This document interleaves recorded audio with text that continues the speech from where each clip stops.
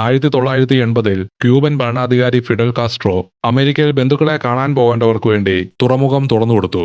എന്നാൽ അമേരിക്കയിലേക്ക് കയറ്റിവിടുന്നവരിൽ അവർക്ക് ആവശ്യമില്ലാത്ത കുറ്റവാളികളും ഉണ്ടായിരുന്നു. അങ്ങനെ വന്നെത്തിയ അഭയാർത്ഥികളിൽ ഒരാളെ ഇമിഗ്രേഷൻ ഉദ്യോഗസ്ഥർ ചോദ്യം ചെയ്യുന്നു. പേര് ആന്റോണിയോ മോണ്ടാന. അച്ഛൻ അമേരിക്കക്കാരനായിരുന്നെന്നും സിനിമയിലെ ടഫ് ഗായ് കഥാപാത്രങ്ങളെ കണ്ടാണ് ഇംഗ്ലീഷ് പഠിച്ചതെന്നും ടോണി പറയുന്നു. ജയിലിൽ കിടന്നിട്ടുണ്ടോ എന്ന ചോദ്യത്തിന് അവൻ ഇല്ലെന്നും തറപ്പിച്ചു പറഞ്ഞു. ഉദ്യോഗസ്ഥരുടെ ശ്രദ്ധ ടോണിയുടെ മുഖത്തെ മുറിപ്പാടിലേക്കും കയ്യിലെ ടാറ്റൂയിലേക്കും തിരിയുന്നു. മുറിപ്പാട് ചെറുപ്പത്തിൽ ഉണ്ടായതാണെന്ന് ടോണി അറിയിച്ചു. എന്നാൽ കയ്യിലുള്ള ടാറ്റു ഉദ്യോഗസ്ഥർ നിരവധി ക്യൂബൻ അഭയാർത്ഥികളിൽ കണ്ടിട്ടുണ്ടെന്നും അവിടെ ജയിലിൽ കിടക്കുമ്പോൾ കൊലയാളികളെ തിരിച്ചറിയാനുള്ള അടയാളമായിട്ടാണ് അത് ഉപയോഗിക്കുന്നതെന്നും സംശയമുണ്ട്. ഒടുവിൽ ടോണി സമ്മതിക്കുന്നു, ഒരിക്കൽ ഇല്ലീഗലായി ഡോളർ വാങ്ങിയെന്ന ഒരു നിസ്സാര കുറ്റത്തിന് കുറച്ചുകാലം ജയിലിൽ കിടന്നിട്ടേ ഉള്ളൂവെന്ന്. എന്നാൽ ഓഫീസേഴ്സ് അത് വിശ്വസിക്കുന്നില്ല. അതോടെ ഇതുവരെ കാമായിരുന്ന ടോണി ദേഷ്യത്തോടെ പൊട്ടിത്തെറിക്കുന്നു. അവൻ വെറുക്കുന്ന കാസ്ട്രോയുടെ ഭരണകൂടത്തിനെതിരെ ടോണി ആക്രോശിക്കുകയാണ്. താൻ എന്ത് ചിന്തിക്കണം, എന്ത് വിശ്വസിക്കണമെന്ന് പോലും സർക്കാർ തീരുമാനിക്കുന്ന ഒരു രാജ്യത്ത് ജീവിക്കാൻ ഇവർക്ക് താല്പര്യമുണ്ടോ എന്ന് ചോദിക്കുന്നു. പകലും രാത്രിയും ജോലി ചെയ്തിട്ടും സ്വന്തമായി ഒന്നുമില്ലാത്ത ജീവിതം. ഓരോ മൂലയിലും സർക്കാർ ചാരന്മാർ തങ്ങളെ നിരീക്ഷിക്കുന്ന അവസ്ഥ. താൻ സാധാരണ ഒരു കുറ്റവാളിയോ കള്ളനോ അല്ലെന്നും ക്യൂബയിൽ നിന്ന് രക്ഷപ്പെട്ട ഒരു രാഷ്ട്രീയ തടവുകാരനാണെന്നും ടോണി പ്രഖ്യാപിക്കുന്നു. എന്നാൽ അവന്റെ ഈ പാഷനേറ്റായ സ്പീച്ച് കേട്ടിട്ടും അവർ അവനെ ഒരു ഡിറ്റൻഷൻ ക്യാമ്പിലേക്ക് അയച്ചു. അങ്ങോട്ടുള്ള ബസ് യാത്രയിലാണ് ടോണി തന്റെ ഏറ്റവും അടുത്ത സുഹൃത്തായ മാനിയുമായി വീണ്ടും ഒന്നിക്കുന്നത്. അവർ ക്യാമ്പിൽ കടന്ന് 1 മാസം കടന്നു പോകുന്നു. അങ്ങനെയിരിക്കെ ഒരു ദിവസം മാനി ഒരു സന്തോഷ വാർത്തയുമായി എത്തി. വെറും 30 ദിവസത്തിനുള്ളിൽ അവർക്ക് ഗ്രീൻ കാർഡും മയാമിയിൽ ജോലിയും ലഭിച്ച് പുറത്തു കടക്കാൻ കഴിയും. പക്ഷേ അതിന് പകരമായി അവിടുത്തെ മാഫിയ ബോസിന് വേണ്ടി ഒരു ജോലി ചെയ്യണം. ലക്ഷ്യം റെബേങ്ക എന്ന ഒരു പഴയ കാസ്ട്രോ സപ്പോർട്ടറാണ്. ആ മാഫിയ ബോസിന്റെ കുടുംബാംഗത്തെ വർഷങ്ങൾക്ക് മുമ്പ് ക്യൂബയിൽ വെച്ച് കൊന്നത് റെബേങ്കയാണ്. ഇത് കേട്ട ടോണി ഒരു കാസ്ട്രോ സപ്പോർട്ടറിനെ കൊല്ലുന്നത് വിനോദമായിരിക്കുമെന്നും അതിന് ഗ്രീൻ കാർഡ് കൂടി കിട്ടുമെങ്കിൽ ആ ജോലി താൻ കുറച്ചുകൂടി ഭംഗിയായി ചെയ്യുമെന്നും പറയുന്നു. അടുത്ത ദിവസം ക്യാമ്പിലാകെ ഒരു കലാപം പൊട്ടിപ്പുറപ്പെടുന്നു. ആ ബഹളത്തിനിടയിൽ മാനിയും സംഘവും റെബേങ്കയെ വളയുന്നു. എല്ലാവരും ഒരേ സ്വരത്തിൽ ലീബർട്ടാഡ് എന്ന് വിളിച്ചു പറയുന്നുമുണ്ട്. ഓടാൻ ശ്രമിച്ച അയാളെ ടോണി ചാടി കുത്തുന്നു.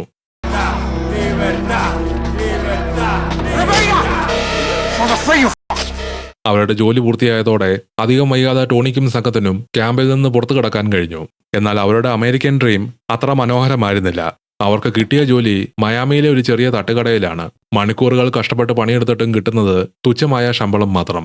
അവിടുത്തെ സമ്പന്നരായ ആളുകളെ കാണുമ്പോൾ ടോണിയുടെ നിരാശ കൂടുന്നേയുള്ളൂ. അമേരിക്കയിൽ പണം വാരി ഉണ്ടാക്കുന്നതിനു പകരം ഉള്ളി അരിഞ്ഞ് ജീവിതം കളയുന്നു. അങ്ങനെ ഇരിക്കുമ്പോഴാണ് അവരെ തേടി 2 പേരെത്തുന്നത്, ഒമറും വാൾഡോയും. ആ റെബേങ്കയെ കൊല്ലാൻ ആവശ്യപ്പെട്ട അതേ ബോസിന്റെ ആൾക്കാരാണ്. 45 ടൺ കഞ്ചാവ് ഇറക്കി വെക്കുന്ന ജോലിക്ക് $500 തരാമെന്നാണ് ഓഫർ. ടോണി അത് അപ്പോൾ തന്നെ നിരസിക്കുന്നു. ആ ജോലിക്ക് സാധാരണ $1000 കിട്ടുമെന്ന് അറിയാമെന്ന് ടോണി പറഞ്ഞു. ഒമർ അപ്പോൾ നേരത്തെ റെബേങ്കയെ കൊന്ന ജോലിക്ക് പോലും തുച്ഛമായ കൂലിക്ക് പകരം വെക്കാവുന്ന ഒരാളാണ് ടോണി എന്ന് പരിഹസിക്കുന്നു. അതോടെ അവൻ പൊട്ടിത്തെറിച്ചു. കാര്യങ്ങൾ രൂക്ഷമാകുന്നതിന് മുമ്പ് വാൾഡോ ഇടപെട്ട് അവർക്ക് മറ്റൊരു ജോലി കൊടുക്കാൻ പറയുന്നു. കൊളംബിയൻ സംഘത്തിൽ നിന്ന് 2 കിലോ കൊക്കൈൻ വാങ്ങുന്ന ഇടപാട്. മയാമി ബീച്ചിലെ ഒരു ഹോട്ടലിൽ വെച്ച് സാധനം കൈപ്പറ്റിയാൽ $5000 ലഭിക്കും.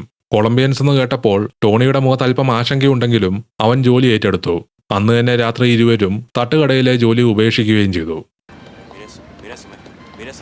അങ്ങനെ നിശ്ചയിച്ച വെള്ളിയാഴ്ച ടോണിയും മാനിയും ക്യാമ്പിൽ നിന്ന് പരിചയമുള്ള ചീച്ചിയും ആഞ്ചലും ചേർന്ന് ബീക്കൺ ഹോട്ടലിലേക്ക് പോകുന്നു.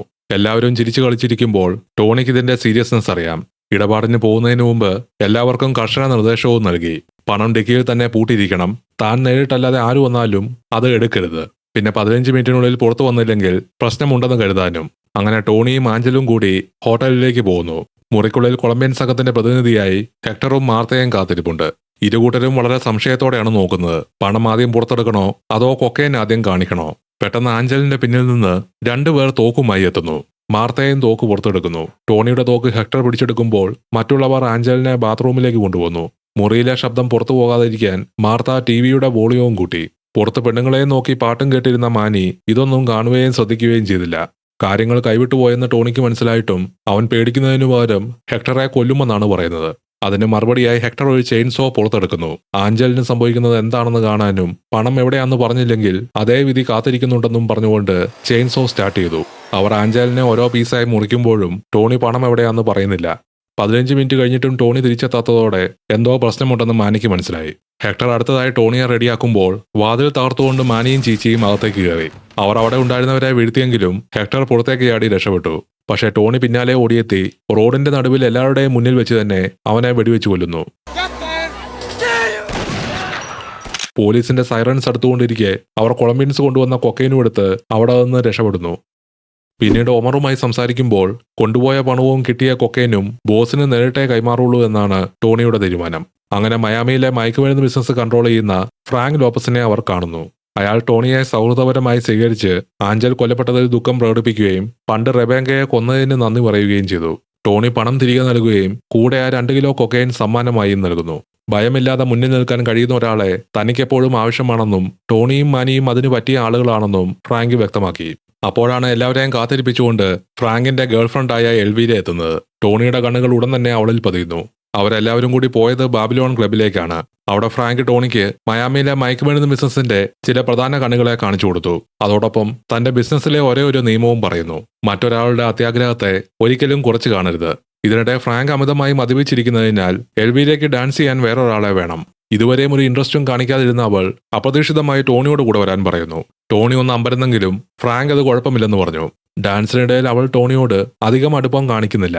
അവളാണ് വിളിച്ചതെങ്കിലും ടോണി സംസാരിക്കാൻ ശ്രമിക്കുമ്പോഴെല്ലാം അവൾ അകലം പാലിക്കുന്നു. തനിക്കൊരു സുഹൃത്തിനെ ആവശ്യമില്ലെന്നും പ്രത്യേകിച്ച് അഭയാർത്ഥി ബോട്ടിൽ നിന്നിറങ്ങിയ ഒരാളെ വേണ്ടെന്നും. ടോണി നേരെ അവളോട് 1 വർഷമായി ആരുമായും ഉറങ്ങിയിട്ടില്ലാത്ത ഒരാളുടെ ഭാവമാണ് അവളുടെ മുഖത്തെന്ന് പറയുന്നു. എൽവീരയുടെ മറുപടി താൻ എത്ര നിരാശയിലായാലും ഒറ്റപ്പെട്ടാലും പരിഗണിക്കുന്ന അവസാനത്തെ ആളുപോലും അവനാകുകയില്ലെന്നാണ്. എന്നാൽ തിരിച്ചു മടങ്ങുന്ന വഴി ടോണി മാനിയോട് പറയുന്നത് അവൾക്ക് തന്നോട് താല്പര്യമാണെന്നാണ്. അവളുടെ കണ്ണുകളാണ് അത് വെളിപ്പെടുത്തിയെന്നും. മാനിയുടൻ മുന്നറിയിപ്പ് നൽകി അവൾ ഫ്രാങ്കിന്റെ പെണ്ണാണ്. പക്ഷേ ടോണി അത് കാര്യമാക്കുന്നില്ല. ഫ്രാങ്ക് മദ്യത്തിന്റെയും സ്ത്രീകളുടെയും പിന്നാലെ നടക്കുന്ന വളരെ സോഫ്റ്റ് ആയ ഒരു വ്യക്തിയാണെന്ന് പറയുന്നു. എന്നാൽ മാനി വീണ്ടും ഓർമ്മിപ്പിക്കുന്നു 1 വർഷം മുമ്പ് ക്യൂബൻ ജയിലിൽ കിടന്ന അവർക്ക് ഇപ്പോൾ ഉള്ള ഈ ജീവിതത്തിൽ സന്തോഷിച്ചാൽ പോരെ എന്ന്. പക്ഷേ ടോണിയുടെ ലക്ഷ്യം അതിലും വലുതാണ്. അവന് വേണ്ടത് ഈ ലോകം മുഴുവനാണ്. 3 മാസം കടന്നു പോകുന്നു. കടൽ തീരത്ത് മാനിയോടൊപ്പം ഇരിക്കുമ്പോഴും ടോണി അവന്റെ സ്വപ്നങ്ങൾ പറഞ്ഞുകൊണ്ടിരിക്കുകയാണ്. ആഡംബര കാറുകളും ബോട്ടുകളും ഗോൾഫ് കോഴ്സും സ്വന്തമായ ഒരു കടുവയും വേണം. മാനിക്കാകട്ടെ അവന്റെ പേരിൽ തന്നെ ഒരു ജീൻസ് കമ്പനി തുടങ്ങിയിട്ട് പെൺകുട്ടികൾ അവന്റെ പേര് പുറകിൽ കാണിച്ച് നടക്കണമെന്ന സ്വപ്നത്തിലാണ്.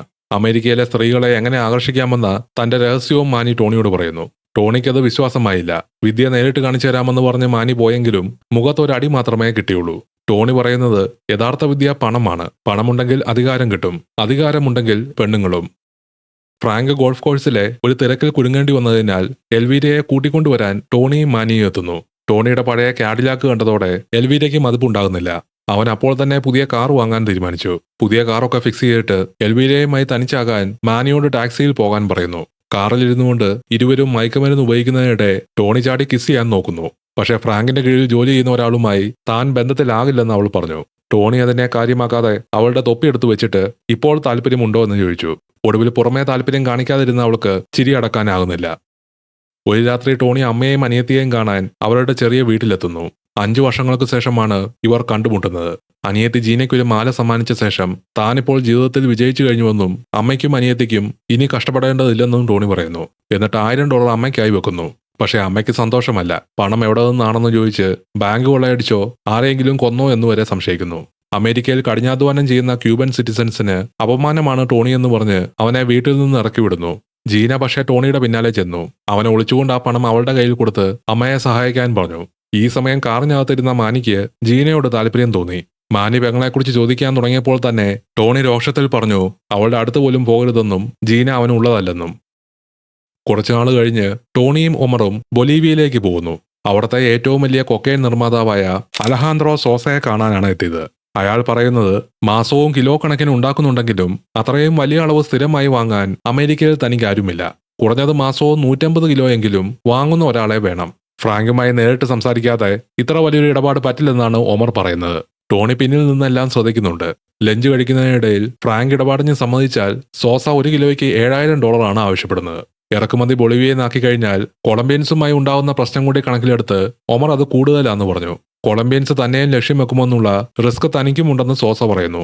അപ്പോഴാണ് ടോണി ഇടപെട്ട് സോസ ബൊളിവിയയിൽ നിന്ന് സാധനം പനാമയിൽ എത്തിക്കാനും അവിടെ നിന്ന് ടോണിയും ആളുകളും അത് ഫ്ലോറിഡയിൽ എത്തിച്ചോളാന്നും. പക്ഷെ അതിനായി സോസ 1 കിലോയ്ക്ക് നേരത്തെ പറഞ്ഞതിലും 2 ഇരട്ടി ആവശ്യപ്പെട്ടു. ടോണി ഉടൻ തന്നെ അത്ര ബഹുമാനമൊന്നും കാണിക്കാതെ ആ വില ചോദ്യം ചെയ്യുന്നു. പനാമയിൽ സാധനം എത്തിച്ചതുകൊണ്ട് തങ്ങളുടെ റിസ്ക് അവസാനിക്കുന്നില്ലെന്നും അവിടെ നിന്ന് ഫ്ലോറിഡയിൽ എത്തിക്കാൻ അമേരിക്കൻ നേവിയെ മറികടക്കേണ്ടതുണ്ടെന്നും അവൻ ചൂണ്ടിക്കാണിക്കുന്നു. ഇതിനിടെ സോസയ്ക്ക് ഒരു ഫോൺ കോൾ എത്തുന്നു. അയാൾ മാറിയപ്പോൾ ഒമർ ടോണിയോട് ദേഷ്യപ്പെട്ടു. ഫ്രാങ്കിന് വേണ്ടി ബിസിനസ് ചർച്ച ചെയ്യാൻ ടോണിയെ ആരാണ് ചുമതലപ്പെടുത്തിയെന്നും ഇനി ഒരു അക്ഷരം പോലും മിണ്ടരുതെന്നും. അപ്പോഴേക്കും തിരിച്ചെത്തിയ സോസ ഒമറിനെ തന്റെ സ്വകാര്യ വിമാനത്തിൽ ഫ്രാങ്കുമായി നേരിട്ട് സംസാരിക്കാൻ അന്ന് തന്നെ വിടാന്ന് പറഞ്ഞു. ഈ പുതിയ ഇടപാട് ചർച്ച ചെയ്തിട്ട് ഒരു മറുപടിയുമായി ഒമർ തിരിച്ചു വരുന്നതുവരെ തന്നോട് സ്വന്തം ബിസിനസ് എങ്ങനെയാണ് ചെയ്യേണ്ടതെന്ന് പറഞ്ഞ ടോണി തന്റെ കൂടെ നിൽക്കട്ടെ എന്നും. സോസയോട് ബഹുമാനമില്ലാതെ സംസാരിച്ചതിന് ടോണിയെ മിക്കവാറും കൊല്ലാൻ പോവുകയാണെന്ന് ഒമർ കരുതി. ടോണി ഒട്ടും പേടിക്കാതെ സോസയ്ക്കൊപ്പം പോകുന്നു. I like you, Tony. There is no lying in you. എന്നാൽ നടക്കുന്നതിനിടെ സോസ പറയുന്നത് ടോണിയെ ഇഷ്ടപ്പെട്ടെന്നും അവന്റെ ഉള്ളിൽ കള്ളത്തരമില്ലെന്നുമാണ്. എന്നാൽ അവന്റെ സംഘത്തിലെ മറ്റുള്ളവരെക്കുറിച്ച് അങ്ങനെ പറയാനാകില്ലെന്നും. അപ്പോഴാണ് ഒരു ഹെലികോപ്റ്ററിൽ ഒമറിനെ കയറുകൊണ്ട് ബന്ധിച്ച് താഴെ ഇടാൻ ഇരുത്തിയേക്കുന്നത് കാണുന്നത്. വർഷങ്ങൾക്ക് മുമ്പ് ന്യൂയോർക്കിൽ വെച്ച് ഒമറിനെ കണ്ടിരുന്ന സോസയുടെ സംഘത്തിലെ ഒരാൾ ഒമർ ഒരു പോലീസ് ഇൻഫോമർ ആയിരുന്നുവെന്ന് തിരിച്ചറിഞ്ഞു. അവനെ താഴേക്കിട്ട് കൊന്നിട്ട് സോസ ടോണിയിലേക്ക് തിരിഞ്ഞു. അവൻ വിശ്വസിക്കാൻ കൊള്ളാവുന്നവനാണെന്ന് എങ്ങനെ ഉറപ്പാക്കാമെന്ന് ചോദിക്കുന്നു. ടോണിയുടെ മറുപടി വളരെ സ്ട്രെയിറ്റ് ആണ്. തനിക്ക് ആകെയുള്ളത് സ്വന്തം ധൈര്യവും വാക്കുമാണെന്നും താൻ ഇതുവരെ ആരെയും ബിട്രേ ചെയ്തിട്ടില്ലെന്നും തന്റെ വാക്ക് ആർക്കു വേണ്ടിയും മാറ്റില്ലെന്നും പറയുന്നു. സോസ അവനെ ട്രസ്റ്റ് ചെയ്തെങ്കിലും ഒരു പോലീസ് ഇൻഫോമർ തൊട്ട് കീഴെ ഉണ്ടായിട്ടും അത് മനസ്സിലാകാതെ പോയ ഫ്രാങ്കുമായി ബിസിനസ് ചെയ്യാതെ ഡയറക്റ്റ് ടോണിയുമായി ചെയ്യാനാണ് താല്പര്യം. എന്നാൽ അത് ആർക്കും പറ്റാവുന്ന ഒരു അബദ്ധമാണെന്ന് പറഞ്ഞ് ടോണി ഫ്രാങ്കിനെ ന്യായീകരിക്കുന്നു. ഒടുവിൽ സോസ ഫ്രാങ്ക് വഴി തന്നെ ഡീല് ചെയ്യാമെന്ന് സമ്മതിച്ചു. അവർ പിരിയുന്നതിന് മുമ്പ് ടോണിക്കൊരു മുന്നറിയിപ്പും നൽകി. ഒരിക്കലും തനിക്കെതിരെ തിരിയരുത്. Don't you ever try to fuck me. അമേരിക്കയിൽ തിരിച്ചെത്തിയ ടോണിയെ കാത്തിരുന്നത് ഫ്രാങ്കിന്റെ ദേഷ്യമാണ്. തന്നോട് സംസാരിക്കാതെ $18 മില്യൺ ഇടപാട് തീരുമാനിച്ചതാണ് പ്രശ്നം. ടോണി പറയുന്നത് ഇത്ര വലിയ അളവിൽ പ്യുവർ പ്രോഡക്റ്റ് കിട്ടിയാൽ ഏകദേശം $75 മില്യൺ വരെ ഉണ്ടാക്കാമെന്നാണ്. ഫ്രാങ്ക് പക്ഷേ റിസ്ക് മാത്രമാണ് കാണുന്നത്. പണം അറേഞ്ച് ചെയ്യുന്നതിൽ എന്തേലും കുറവ് വന്നാൽ സോസ ആളുകളെ അയച്ച് തങ്ങളെ തീർത്തു കളയും. ടോണി അപ്പോൾ പറയുന്നത് അവന് സ്ട്രീറ്റ്സിൽ കുറച്ച് കണക്ഷൻസ് ഉണ്ടെന്നും $2-3 മില്യൺ കുറവ് വരുവാണെങ്കിൽ അത് അവൻ നോക്കിക്കൊള്ളാമെന്നും. ഫ്രാങ്കിന് അത് ഇഷ്ടപ്പെടുന്നില്ല. അയാൾ അടുത്തതായി പറയുന്ന റിസ്ക് നഗരത്തിലെ മറ്റു വലിയ കളിക്കാർ ഈ ഇടപാടിനെ കുറിച്ച് അറിഞ്ഞാൽ പ്രശ്നമാകുമെന്നാണ്. ഫ്രാങ്കിന്റെ ഈ പേടിച്ച സ്വഭാവം ടോണിക്കും ഇഷ്ടപ്പെടുന്നില്ല. ചെറിയ രീതിയിൽ ഒതുങ്ങിക്കഴിയേണ്ട സമയമല്ല ഇതെന്നും അമേരിക്ക മുഴുവൻ തന്നെ ഡിസ്ട്രിബ്യൂഷൻ ചെയിൻ ഉണ്ടാക്കണമെന്നുമാണ് ടോണിയുടെ നിലപാട്. ഒടുവിൽ സോസയോട് സംസാരിച്ച് തൽക്കാലത്തേക്ക് ഈ ഇടപാട് നിർത്തിവെക്കാൻ ഫ്രാങ്ക് ആവശ്യപ്പെട്ടു. ഫ്രാങ്കാണ് അവന്റെ ബോസ് എന്ന് ഓർമ്മിപ്പിച്ചുകൊണ്ട് ടോണിക്കൊരു മുന്നറിയിപ്പും നൽകി. ഈ ബിസിനസ്സിൽ അധികം ശ്രദ്ധ പിടിച്ചു പറ്റാതെ ലോ പ്രൊഫൈൽ ആയിട്ടുള്ളവരാണ് അവസാനം വരെ നിലനിൽക്കുന്നത്. എല്ലാം വെട്ടിപ്പിടിക്കണമെന്ന് ആഗ്രഹിക്കുന്നവർ അധികകാലം നിലനിൽക്കില്ല. അടുത്തൊരു ദിവസം ടോണി എൽവീരയെ ഒറ്റയ്ക്ക് കാണാനെത്തുന്നു. ആദ്യമായി കണ്ട നിമിഷം മുതൽ തന്നെ അവളെ ഇഷ്ടമായിരുന്നെന്നും അവളെ വിവാഹം കഴിച്ച് കുട്ടികളുമായി ജീവിക്കണമെന്നുമാണ് പറയുന്നത്. എൽവീരയോട് അവൻ പറഞ്ഞതിനെക്കുറിച്ച് ആലോചിക്കാൻ പറഞ്ഞിട്ട് ടോണി അവിടെ നിന്ന് പോകുന്നു. രാത്രി ബാബിലോൺ ക്ലബിൽ എത്തിയ അവൻ അവിടെ ജീനയെ ഒരാളുടെ ഒപ്പം കാണുന്നു. ടോണി ദേഷ്യപ്പെടാൻ പോകാൻ ഒരുങ്ങുമ്പോൾ നാർക്കോട്ടിക്സ് ഡിപ്പാർട്ട്മെന്റിലെ ചീഫ് ഡിറ്റക്റ്റീവ് ബേൺസ്റ്റീൻ എത്തുന്നു. ക്യാമ്പിൽ വെച്ച് നടന്ന റെബേങ്കയുടെ കൊലപാതകവും മയാമി ഹോട്ടലിലെ വെടിവെപ്പിനെക്കുറിച്ചുമെല്ലാം അയാൾക്കറിയാം. ടോണി വലിയ തോതിൽ കൊക്കൈൻ ബിസിനസ്സിലേക്ക് കൂടി കടന്നതോടെ ഇനി അവനെ നിരീക്ഷിക്കാൻ നിയമപരമായ അധികാരമുണ്ടെന്നും ബേൺസ്റ്റീൻ വ്യക്തമാക്കുന്നു. ഇതെല്ലാം പറയുന്നത് പണത്തിനു വേണ്ടിയാണെന്ന് ടോണിക്കറിയാം. ബേൺസ്റ്റീൻ അറിയിക്കുന്നത് അവർ എല്ലാം കണ്ണടയ്ക്കുകയും ആവശ്യമെങ്കിൽ അവന്റെ റൈവൽസിനെ പോലീസിനെ ഉപയോഗിച്ച് തന്നെ ഇല്ലാതാക്കിയും തരും. എല്ലാത്തിനും പകരമായി വേണ്ടത് മാസവും വലിയൊരു തുകയാണ്. പിന്നെ ഇടയ്ക്ക് ചെറിയ ചില മയക്കുമരുന്ന് വ്യാപാരികളെ അവർക്ക് കൈമാറുകയും വേണം. റെബേങ്കയെ കൊന്നതിനെക്കുറിച്ചുള്ള വിവരം ബേൺസ്റ്റീൻ കൊടുത്തത് ഫ്രാങ്ക് അല്ലാതെ മറ്റാരുമല്ലെന്ന് ടോണിക്ക് ഉറപ്പാണ്. ടോണി ഉടൻ തന്നെ ആ സമയം അവിടേക്കെത്തിയ എൽവിയിലേക്ക് അടുത്തേക്ക് പോയി. ഇത് കണ്ട ഫ്രാങ്ക് ദേഷ്യത്തോടെ അവിടെ നിന്ന് മാറാൻ ആവശ്യപ്പെടുന്നു.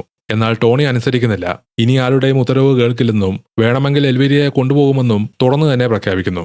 അവനോട് കൂടുതൽ പറയാൻ നിൽക്കാതെ ഫ്രാങ്ക് എൽവിരയെയും കൂട്ടി അവിടെ നിന്ന് പോകുന്നു. ടോണിയുടെ ശ്രദ്ധ പിന്നെ തിരിയുന്നത് ജീനയിലേക്കാണ്. മദ്യപിച്ച് കിറങ്ങിയ അവസ്ഥയിലുള്ള അവളെ അവൾക്കൊപ്പമുണ്ടായിരുന്ന ആള് മെൻസ് ടോയ്ലറ്റിലേക്കാണ് കൂട്ടിക്കൊണ്ടുപോകുന്നത്. ഇത് കണ്ട് കളിച്ച ടോണി അവളുടെ പിന്നാലെ ചെല്ലുന്നു. അതവസാനം അകത്തു വെച്ച് ജീനയുമായി വലിയ വഴക്കിലേക്കാണ് മാറുന്നത്. അവൾ തിരിച്ചും കയറുന്നതോടെ ദേഷ്യം നിയന്ത്രിക്കാനാവാതെ അവളുടെ മൂത്തനടിച്ചു. മാനി ജീനയെ അവളുടെ വീട്ടിലേക്ക് കൂട്ടിക്കൊണ്ടു പോകാമെന്ന് പറഞ്ഞ് ടോണിയെ മാറ്റി. പോകുന്ന വഴിക്ക് അവളോട് സ്നേഹമുള്ളതുകൊണ്ട് മാത്രമാണ് ടോണി അവളുടെ കാര്യത്തിൽ ഇത്ര കടുപ്പം കാണിക്കുന്നതെന്ന് മാനി പറയുന്നു. എന്നാൽ ജീനയ്ക്കറിയേണ്ടത് മാനി എന്തുകൊണ്ടാണ് അവളെ ഡേറ്റ് ചെയ്യാത്തതെന്നാണ്. കണ്ട രാത്രി മുതൽ അവളോട് താല്പര്യമുണ്ടെന്ന് അവൾക്കറിയാമെന്നും പറഞ്ഞു. താനും ടോണിയും ബ്രദേഴ്സിനെ പോലെയാണെന്നും അതുകൊണ്ട് അവളുമായൊരു ബന്ധം പറ്റുകയില്ലെന്ന് പറഞ്ഞ് മാനി ഒഴിഞ്ഞു മാറി. ഈ സമയം വളരെ ഡിസപ്പോയിന്റഡ് ആയ ടോണി ക്ലബിലെ ഒരു ബൂത്തിൽ ഒറ്റയ്ക്കിരുന്ന് മദ്യപിക്കുകയാണ്. അതിനിടെയാണ് ഒളിപ്പിച്ച തോക്കുകളുമായി രണ്ടുപേർ അവനെ കൊല്ലാനായി എത്തുന്നത്. അവരെ വെടിവെക്കാൻ തയ്യാറാകുമ്പോൾ സ്റ്റേജിലെ പെർഫോമൻസിന് വേണ്ടി ലൈറ്റുകൾ ഡിം ചെയ്തു. അപ്പോഴാണ് അവർ സ്പോട്ട് ലൈറ്റ് ശ്രദ്ധിച്ചത്. അത് കറങ്ങി ടോണിയിലെത്തുമ്പോൾ വെടിവെക്കാൻ തീരുമാനിച്ചു. സ്പോട്ട് ലൈറ്റ് എത്തിയപ്പോൾ നടത്തിയ വെടിവെപ്പിൽ ടോണിക്ക് പരിക്കേറ്റെങ്കിലും നിലത്തേക്ക് മറിഞ്ഞ് രക്ഷപ്പെടുന്നു. അവസരം കിട്ടിയപ്പോൾ തിരിച്ചടിച്ച് അവന്മാരെ വീഴ്ത്തുകയും ചെയ്യുന്നു. ക്ലബിൽ നിന്ന് രക്ഷപ്പെട്ട ടോണി ഒരു പ്ലാൻ ഇട്ടു. തന്റെ ആളോട് പുലർച്ചെ 3 മണിക്ക് ഫ്രാങ്കിന്റെ ഓഫീസിലേക്ക് വിളിച്ച് ഒരു സന്ദേശം നൽകണമെന്ന് ആവശ്യപ്പെട്ടു. ഫോണിൽ പറയേണ്ടത് ഓപ്പറേഷൻ ഫെയിലായി, ടോണി രക്ഷപ്പെട്ടു എന്നു മാത്രമാണ്. ടോണിയും സംഘവും ഫ്രാങ്കിന്റെ വീട്ടിലെത്തുമ്പോൾ അയാൾ ബേൺസ്റ്റീനൊപ്പം മദ്യപിച്ചിരിക്കുകയാണ്. പരിക്കേറ്റ ടോണിയെ കണ്ടതോടെ എന്താണ് സംഭവിച്ചതെന്നും അത് ചെയ്തത് ഏതെങ്കിലും എതിരാളി സംഘം ആയിരിക്കാമെന്നും പറയുന്നു. അപ്പോഴാണ് ഫോൺ റിങ് ചെയ്യുന്നത്. ഫ്രാങ്ക് ആ ഫോൺ എടുക്കാൻ മടിച്ച് ക്ലബിൽ നിന്ന് നേരത്തെ ഇറങ്ങിപ്പോയതിന്റെ ദേഷ്യത്തിൽ എൽവീരെ ആയിരിക്കുമെന്നാണ് പറയുന്നത്. ടോണി താൻ ഫോൺ എടുത്ത് ഫ്രാങ്ക് അവിടെ ഇല്ലെന്ന് പറയാമെന്ന് ഓഫർ ചെയ്തപ്പോൾ അവനെ തടുത്തുകൊണ്ട് ഫോൺ സ്വയം എടുത്തു. ടോണി അറേഞ്ച് ചെയ്ത മെസ്സേജ് ഫോണിൽ കേട്ടിട്ടും ഫ്രാങ്കിന്റെ മുഖത്ത് യാതൊരു ഭാവവ്യത്യാസവുമില്ല. എൽവീരയോട് സംസാരിക്കുന്നത് പോലെ സ്വാഭാവികമായി കുറച്ച് വാക്കുകൾ പറഞ്ഞ് ഫോൺ വെക്കുന്നു. ടോണിക്ക് വേണ്ടിയിരുന്നത് ആ ഒരു കൺഫർമേഷൻ മാത്രമായിരുന്നു. തനിക്കെതിരെ ആളുകളെ അയച്ചത് ഫ്രാങ്ക് തന്നെ ആയതുകൊണ്ടാണ് ആ സന്ദേശം കേട്ടപ്പോൾ അയാൾ റിയാക്ട് ചെയ്യാതിരുന്നത്. ഫ്രാങ്ക് അറിയാതെ താൻ ചില ബിസിനസ്സുകൾ സ്വന്തമായി നടത്തിയിട്ടുണ്ടാകാം, പക്ഷേ ഒരിക്കലും ഫ്രാങ്കിനെ വഞ്ചിച്ചിട്ടില്ലെന്നും സോസ പോലും ഫ്രാങ്കിനെ ഒഴിവാക്കണമെന്ന് പറഞ്ഞപ്പോൾ താൻ ഫ്രാങ്കിനെ സപ്പോർട്ട് ചെയ്തെന്നും ഓർമ്മിപ്പിക്കുന്നു. കാര്യങ്ങൾ ടെൻസ് ആയതോടെ ഫ്രാങ്ക് ബേൺസ്റ്റീനോട് സഹായം ചോദിച്ചു, പക്ഷെ അയാൾ ഇടപെടുന്നില്ല. ഒടുവിൽ വേറെ വഴിയില്ലെന്ന് മനസ്സിലാക്കിയ ഫ്രാങ്ക് താൻ തന്നെയാണ് അറ്റാക്ക് ഓർഡർ ചെയ്തതെന്ന് സമ്മതിക്കുന്നു. പഴയ സൗഹൃദത്തിന്റെ പേരിൽ ഒരവസരം കൂടി നൽകണമെന്ന് അപേക്ഷിക്കുകയും $10 മില്യൺ നൽകാമെന്നും എൽവീരയെ പോലും വിട്ടുകൊടുക്കാമെന്നും പറയുന്നു. പക്ഷേ ടോണിയുടെ മനസ്സ് മാറുന്നില്ല. ഫ്രാങ്ക് മുട്ടുകുത്തി കരഞ്ഞുകൊണ്ട് എല്ലാം ഉപേക്ഷിച്ച് എവിടെയെങ്കിലും പോയി അപ്രത്യക്ഷനാകാമെന്നും ഇനി ഒരിക്കലും ടോണിയുടെ മുന്നിൽ വരില്ലെന്നും പ്രോമിസ് ചെയ്യുന്നു. ടോണി ഒടുവിൽ തീരുമാനിച്ചു ഫ്രാങ്കിനെ താൻ കൊല്ലില്ല. പക്ഷെ അടുത്ത നിമിഷം തന്നെ മാനിയോട് വെടിവെക്കാൻ ഓർഡർ ചെയ്തു. ടോണിയുടെ ശ്രദ്ധ പിന്നെ ബേൺസ്റ്റീനിലേക്ക് തിരിഞ്ഞു. ഫ്രാങ്കിനോട് അറ്റാക്ക് നടത്തരുതെന്ന് താൻ മുന്നറിയിപ്പ് നൽകിയിരുന്നുവെന്നും പക്ഷേ എൽവീരയുടെ കാര്യത്തിൽ ഫ്രാങ്ക് നിയന്ത്രണം വിട്ട് കാര്യങ്ങൾ അതിര് കടത്തിയെന്ന് അയാൾ അറിയിച്ചു. ടോണി ബേൺസ്റ്റീനോട് നീയും അതിര് കടന്നുവെന്ന് പറയുന്നു. ഇത്രയും നേരം ബേൺസ്റ്റീൻ അവിടെ വളരെ സമാധാനത്തോടെ ഇരിക്കുകയായിരുന്നു. ഒരു പോലീസുകാരനെ മാഫിയ ഒരിക്കലും കൊല്ലില്ലെന്നൊരു അൺറിട്ടൺ റൂൾ ഉള്ളതിന്റെ ധൈര്യം. പക്ഷേ ടോണിക്ക് അങ്ങനെയൊന്നുമില്ല. അവന്റെ ആദ്യത്തെ വെടി കിട്ടിയപ്പോൾ ബേൺസ്റ്റീൻ ഇപ്പം നടന്നതെല്ലാം മറന്നോളാമെന്നും ഫ്രാങ്കിന്റെ ഡെഡ് ബോഡി കൈകാര്യം ചെയ്തോളാമെന്നും പറഞ്ഞ് ടോണിയെ സമാധാനിപ്പിക്കാൻ ശ്രമിക്കുന്നു. എന്നാൽ ടോണി അതൊന്നും കേൾക്കാതെ അടുത്തൊരു വെടിയോടെ ബേൺസ്റ്റീനെയും തീർത്തു. ഇനി അവിടെ അവശേഷിക്കുന്നത് ഫ്രാങ്കിന്റെ ബോഡി ഗാർഡായ ഏണി മാത്രം. അടുത്തത് തന്റെ ഊഴമെന്ന് കരുതി ഭയന്നു നിൽക്കുമ്പോൾ ടോണി അവനോട് പറയുന്നത് ജോലി ആവശ്യമെങ്കിൽ അടുത്ത ദിവസം വരാനാണ്. അവിടെ നിന്ന് ടോണി നേരെ എൽവീരയുടെ അടുത്തേക്ക് പോകുന്നു. ഫ്രാങ്കിനെ തീർത്ത കാര്യം പറഞ്ഞിട്ട് അവളുടെ സാധനങ്ങളെല്ലാം എടുത്ത് തന്റെ കൂടെ വരാൻ ആവശ്യപ്പെടുന്നു. ടോണി അവിടെ കാത്തു നിൽക്കുമ്പോൾ അവൻ ആകാശത്ത് കണ്ട ഒരു ബ്ലിമ്പിൽ എഴുതിയിരിക്കുന്നത് ലോകം നിന്റേതാണ്. ബാബിലോൺ ക്ലബിലെ ആദ്യ രാത്രി കഴിഞ്ഞ് ടോണി പറഞ്ഞ അതേ സ്വപ്നം. തനിക്ക് ഈ ലോകം മുഴുവൻ വേണം. ഫ്രാങ്ക് ഇല്ലാതായതോടെ സോസയുമായി നേരിട്ട് പങ്കാളിത്തം ആരംഭിച്ചു. അതോടെ സങ്കല്പിക്കാൻ കഴിയാത്തത്ര പണം ഒഴുകിയെത്തുന്നു. ജീനയ്ക്ക് സ്വന്തമായ ഒരു കട തുറക്കുകയും എൽവീരയുമായുള്ള വിവാഹവും പിന്നെ അവൻ ആഗ്രഹിച്ചിരുന്ന കടുവയും സ്വന്തമാക്കി. പുറത്തുനിന്ന് നോക്കുമ്പോൾ എല്ലാം നന്നായിരുന്നുവെങ്കിലും അകത്ത കാര്യങ്ങൾ പതിയെ തകരാൻ തുടങ്ങുകയായിരുന്നു. ജീനയിൽ നിന്ന് അകന്നു നിൽക്കണമെന്ന് പറഞ്ഞിട്ടും മാനിയും ജീനയും കൂടുതൽ അടുത്തുകൊണ്ടിരുന്നു. അതേസമയം ടോണിയുടെ സമ്മർദ്ദവും ജീവിതശൈലിയും എൽവീരയെ കൂടുതൽ മയക്കുമരുന്നിലേക്ക് തള്ളിവിടുന്നു. അതിന്റെ കൂടെ വേറൊരു പ്രശ്നവും. അളവില്ലാതെ ഒഴുകിയെത്തുന്ന ആ പണം വെളുപ്പിക്കാൻ ബാങ്കുകൾ കമ്മീഷൻ കൂടുതൽ ആവശ്യപ്പെട്ടു. മാനി അപ്പോൾ കുറഞ്ഞ റേറ്റിൽ പണം വെളുപ്പിച്ചു കൊടുക്കുന്ന സൈഡൽ ബോം എന്ന ആളെക്കുറിച്ച് പറയുന്നു. എന്നാൽ ടോണിയുടെ ശ്രദ്ധ വീടിന് പുറത്തുള്ള ഒരു കേബിൾ റിപ്പയർ ചെയ്യുന്ന ട്രക്കിലാണ്. അത് 3 ദിവസമായി അവിടെ ഉള്ളതുകൊണ്ട് ആരോ തന്നെ നിരീക്ഷിക്കുന്നുണ്ടെന്ന് ടോണിക്ക് തോന്നുന്നു. ക്യാമറകളും സുരക്ഷാ സംവിധാനങ്ങളും എല്ലായിടത്തും സ്ഥാപിച്ചിട്ടും ആരോ തന്നെ നിരീക്ഷിക്കുന്നുണ്ടെന്ന തോന്നൽ വിട്ടുപോകുന്നില്ല. സ്വന്തം ബാത്റൂമിൽ പോലും CCTV നോക്കിക്കൊണ്ടിരിക്കുന്ന അവസ്ഥയിലേക്ക് ടോണി എത്തുന്നു. അവന്റെ ഈ നിരന്തര ഭ്രാന്തും പണത്തെക്കുറിച്ച് മാത്രമുള്ള സംസാരവും എൽവീരയ്ക്ക് മടുത്തു തുടങ്ങുന്നു. ടോണിയും തിരിച്ചടിച്ചു ദിവസം മുഴുവൻ മുടി ശരിയാക്കലും മൂക്കിലേക്ക് പൊടി വലിക്കുന്നതും മാത്രമാണ് അവൾ ചെയ്യാറുള്ളതെന്നും ഇത്ര ബോറടിക്കുന്നുണ്ടെങ്കിൽ എന്തായാലും ജോലിയെടുത്ത് ജീവിക്കാനും. അവൾ ദേഷ്യത്തിൽ ഇറങ്ങിപ്പോയി. അതിനിടെ മാനി സൈഡൽ ബോമുമായുള്ള മീറ്റിംഗ് കൈകാര്യം ചെയ്യാമെന്ന് പറഞ്ഞപ്പോൾ ടോണി അത് തടഞ്ഞ് സ്വയം ചെയ്തോളാമെന്ന് പറഞ്ഞു. ഇത്രയും കാലം കൂടെ ഉണ്ടായിരുന്നിട്ടും ടോണി അവനെ വിശ്വസിക്കുന്നില്ലെന്ന് തോന്നിയതോടെ മാനിയും ദേഷ്യത്തോടെ ഇറങ്ങിപ്പോയി. ഒടുവിൽ ടോണി തന്നെ സൈഡൽ ബോമിനെ കാണാനെത്തുന്നു. മണിക്കൂറുകൾ പണമെണ്ണുകയും ഓരോ ഘട്ടം രേഖപ്പെടുത്തിയതിനും ശേഷം അവിടെ ഉണ്ടായിരുന്നവർ പോലീസാണെന്ന് അറിയിച്ച് ടോണിയെ പൂട്ടി. തനിക്ക് നല്ല ലോയേഴ്സ് ഉള്ളതുകൊണ്ട് ഈസിയായിട്ട് പുറത്തു കടക്കാൻ കഴിയുമെന്ന ധൈര്യത്തിലായിരുന്നു ടോണി. പക്ഷെ അവിടെ ഉണ്ടായിരുന്ന ക്ലോക്കിലെ സ്പൈ ക്യാമറ വഴി വീഡിയോ എവിഡൻസും കൂടെയും പോലീസിന്റെ കയ്യിലുണ്ട്. പിന്നീട് അവന്റെ ലോയർ അറിയിക്കുന്നത് കോൺസ്പിരസി കേസ് ഒഴിവാക്കാൻ കഴിയുമെങ്കിലും ടാക്സ് ഇവേഷൻ കേസിൽ രക്ഷപ്പെടാൻ ബുദ്ധിമുട്ടാണ്. കുറഞ്ഞത് 3 വർഷത്തെ ജയിൽ ശിക്ഷ വരാം. ബെയിലെടുത്ത് പുറത്തിറങ്ങിയ ടോണിയെ സോസ ബൊലീവിയയിലേക്ക് വിളിച്ചു വരുത്തി. തന്റെ കണക്ഷൻസ് ഉപയോഗിച്ച് ടോണിയുടെ കേസ് ഇല്ലാതാക്കാൻ കഴിയുമെന്നും പകരം ഒരു സഹായം വേണമെന്നും വ്യക്തമാക്കുന്നു. തന്റെ മയക്കുമരുന്ന് ശൃംഖലയും ബൊലീവിയൻ സർക്കാരുമായുള്ള ബന്ധങ്ങളെയും പുറത്തു കൊണ്ടുവരാൻ ഒരു ജേർണലിസ്റ്റ് ശ്രമിക്കുന്നുണ്ട്. അയാൾ അമേരിക്കയിലെ ഒരു വാർത്താ ചാനലിൽ അടുത്തതായി ഇന്റർവ്യൂവിന് പോവുകയാണ്. അത് നടക്കുന്നതിന് മുമ്പ് അവനെ ഇല്ലാതാക്കണം. കൊലയുടെ കാര്യം ആൽബർട്ടോ എന്ന സോസയുടെ ആള് ചെയ്തോളും. പക്ഷെ അവന് ഇംഗ്ലീഷ് അറിയാത്തതുകൊണ്ട് അമേരിക്കയിൽ എത്തുമ്പോൾ ടോണി സഹായിക്കണം. തിരിച്ച് മയാമിയിലെത്തിയ ടോണിയോട് മാനി ബൊലീവിയൻ യാത്രയെക്കുറിച്ച് ചോദിച്ചെങ്കിലും ടോണി ഒന്നും തുറന്നു പറയുന്നില്ല. താൻ ന്യൂയോർക്കിലേക്ക് പോകുമ്പോൾ മയാമിയിലെ ബിസിനസ് അവൻ നോക്കണമെന്ന് പറഞ്ഞു. സോസയുമായുള്ള മീറ്റിംഗ് രഹസ്യമായി വെക്കുന്നത് മാനിക്ക് ഇഷ്ടപ്പെടുന്നില്ല. എന്നാൽ മാനി സൈഡൽ ബോംബിനെ ഇൻട്രൊഡ്യൂസ് ചെയ്ത് ഉണ്ടാക്കി വെച്ച് തന്ന കേസ് കാരണമാണ് ഇപ്പോൾ സോസയ്ക്ക് വേണ്ടി താൻ അങ്ങോട്ടും ഇങ്ങോട്ടും ഓടേണ്ടി വരുന്നതെന്ന് പറഞ്ഞ് ടോണി ദേഷ്യപ്പെട്ടു. അതിനിടെ എൽവിര ഒന്നും കഴിക്കാതിരിക്കുന്നതും ടോണിയുടെ ശ്രദ്ധയിൽപ്പെടുന്നു. അവളിപ്പോൾ ഒരു മയക്കുമരുന്ന് അടിമയാണെന്നും പറഞ്ഞുകൊണ്ട് താൻ ഇത്രയും കഷ്ടപ്പെട്ടതെല്ലാം ഇങ്ങനെ ഒരാളെ ഭാര്യയായി കിട്ടാനായിരുന്നു എന്ന് ചോദിക്കുന്നു. മദ്യവും മയക്കുമരുന്നും കാരണം അവൾക്കൊരു കുട്ടിയെ പോലും നൽകാൻ കഴിയില്ലെന്നും കുറ്റപ്പെടുത്തി. അത് കേട്ടതോടെ എൽവിരയുടെ നിയന്ത്രണവും വിട്ടു. ആളുകളെ കൊന്നും മയക്കുമരുന്ന് കടത്തിയും ജീവിക്കുന്ന ടോണിക്ക് ഒരു നല്ല അച്ഛനാകാൻ കഴിയില്ലെന്നും കുട്ടി സ്കൂളിലേക്ക് പോകുന്നത് കാണാൻ അവൻ ഉണ്ടാവുമോ എന്ന് പോലും എന്താണ് ഉറപ്പെന്നും അവൾ പൂർണ്ണമായും ഒറ്റപ്പെട്ടിരിക്കുകയാണെന്നും ചുറ്റുമുള്ളത് തോക്കുമായി നടക്കുന്ന ഗുണ്ടകൾ മാത്രമാണെന്നും പറയുന്നു. ഒടുവിൽ ഈ ബന്ധം അവസാനിച്ചു എന്ന് പ്രഖ്യാപിച്ചുകൊണ്ട് എൽവിര അവിടെ നിന്ന് പോകുന്നു. ടോണി സോസയ്ക്ക് വേണ്ടി ന്യൂയോർക്കിലെത്തി. ആൽബർട്ടോ ആ ജേർണലിസ്റ്റിന്റെ കാറിനടിയിൽ ഒരു ബോംബ് സ്ഥാപിക്കുന്നു. അടുത്ത ദിവസം യുണൈറ്റഡ് നേഷൻസിന്റെ ആസ്ഥാനത്തിന് മുന്നിലെത്തുമ്പോൾ അത് പൊട്ടിക്കാനാണ് പദ്ധതി. പക്ഷേ അറ്റാക്കിന്റെ ദിവസം അപ്രതീക്ഷിതമായി കാറിൽ ജേർണലിസ്റ്റിന്റെ ഭാര്യയും 2 കുട്ടികളും കയറുന്നു. ടോണി ഉടൻ തന്നെ പദ്ധതി സ്റ്റോപ്പ് ചെയ്യാൻ പറഞ്ഞെങ്കിലും ആൽബർട്ടോ തയ്യാറാകുന്നില്ല. അവർ ആ കാറിനെ പിന്തുടരുമ്പോൾ പിന്നിലെ സീറ്റിലെ കളിച്ചുകൊണ്ടിരിക്കുന്ന കുട്ടികളെ കാണുന്തോറും ടോണിയുടെ മനസാക്ഷി കൂടുതൽ അസ്വസ്ഥമാകുന്നു. ഒരമ്മയെയും 2 കുട്ടികളെയും കൊല്ലാൻ അവൻ തയ്യാറല്ല.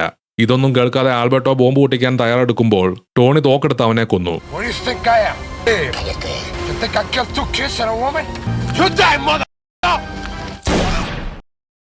തിരിച്ച് മയാമിയിലേക്ക് എത്തുമ്പോൾ മോശം ന്യൂസ് മാത്രമേ ഉള്ളൂ. കാര്യങ്ങൾ നോക്കണമെന്ന് ഏൽപ്പിച്ചിട്ട് പോയ മാനിയെ കാണാനില്ല. അമ്മ വിളിച്ചിട്ട് അറിയിക്കുന്നത് ജീനെ എങ്ങോട്ടോ ഇറങ്ങിപ്പോയെന്നുമാണ്. ഓഫീസിലാകട്ടെ സോസയുടെ ഫോൺ കോളും എത്തുന്നു.